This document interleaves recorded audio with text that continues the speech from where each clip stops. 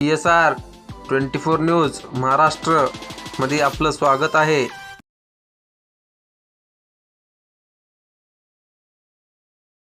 मला सांगा, आज आपण आंदोलन करता कितवा दिवस आहे? आज आंदोलनाचा 7वा दिवस आहे आणि 19 तारखेपासून आपण पहिला दिवस सुरुवात केलेला आहे आंदोलनाचा आणि तेव्हापासून आजपर्यंत इथं जिल्हा परिषदेच्या समोर आपण आंदोलन करतोय।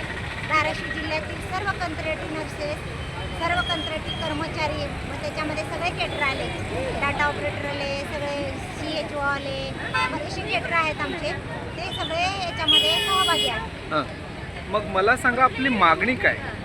आमची एकच मागणी प्रामुख्याने आहे की शासन सेवेमध्ये आम्हाला समायोजन दिलं पाहिजे, त्याच्यानंतरनं डिलिव्हरी रजा दिली पाहिजे आणि आमचे बरेचसे कर्मचारी वारलेले आहेत, ॲक्सिडेंट झालेला आहे, त्यांना विमा काहीच भेटलेला नाही, त्यांचे कुटुंब आज उन्हात वाऱ्यात आहेत, त्यांना काहीतरी आधार मिळाला पाहिजे। कारण आम्ही कोविडसारख्या आजारामध्ये काम करून शासनाला आमची पावती दिलेली आहे, तर शासनाने आमच्या घरच्यांची आणि आमची सिक्युरिटी केली पाहिजे असं आम्हाला वाटतं। मला सांगा, आपले जर मागण्या मान्य नाही झाली तर आपली पुढची भूमिका काय आहे?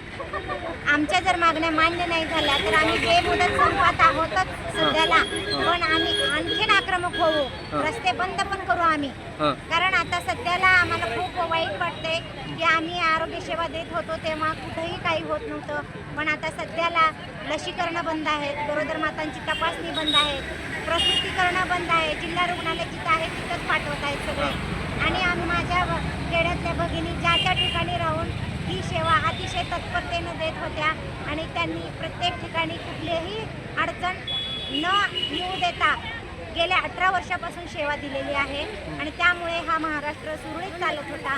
आता प्रत्येक ठिकाणी आता जे सध्याला कार्यरत कर्मचारी आहेत परमनंट, ते पण 3च दिवसामध्ये वैतागून गेले।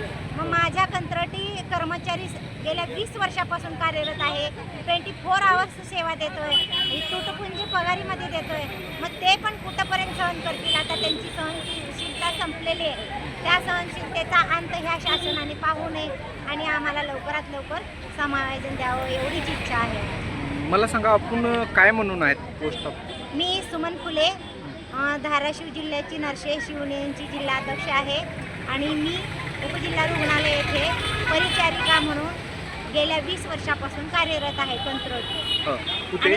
तेव्हापासून आज तागायत मला कुठला इन्क्रिमेंट नाही, मला कुठलं काय म्हणजे कामामध्ये मी टॉपवर आहे, पण जर परमनंट कर्मचारी काम केला तर त्याला इन्क्रिमेंट मिळतो, आम्हाला इन्क्रिमेंट नाही, आम्हाला डिलिव्हरी रजा नाही। कारण मी जेव्हा डिलिव्हरी झाली त्या दिवशी पण मला 6 डिलिव्हऱ्या उभं राहून कराव्या लागल्या। असा अन्याय का ह्या शासनाने आमच्यावर करावा? सगळ्या महाराष्ट्र राज्यामधल्या सगळ्या त्यांच्या बहिणी आहेत म्हणून ते पैसे देतात त्यांना 1,500 रुपये, मग आम्ही त्यांच्या बहिणी नाही आहोत का? मग आम्हाला का दुजाभाव?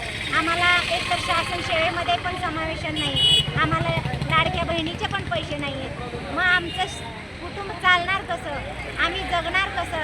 हा माझा प्रश्न आहे शासनाला आणि त्यामुळे आम्हाला शासनाने लवकरात लवकर समावेशन देऊन लाडक्या बहिणीला जसे पैसे देतात तशी ओवाळणी भावाने आम्हाला द्यावी हीच इच्छा आहे।